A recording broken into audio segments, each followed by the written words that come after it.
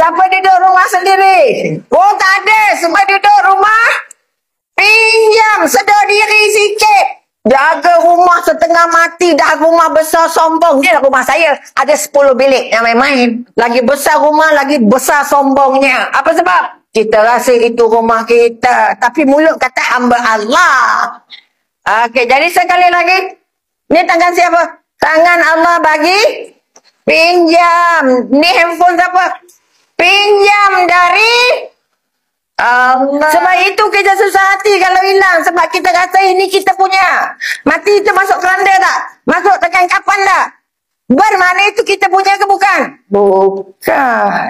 Orang yang ada Allah tak pernah rasa tamak apa-apa pun. Ni kekuatan. Jadi tak sombong punya. Ni tak ada sombong punya orang. Bermakna apa pun jawatan, apa pun harta, apa pun yang kita milik, siapa punya? Allah punya.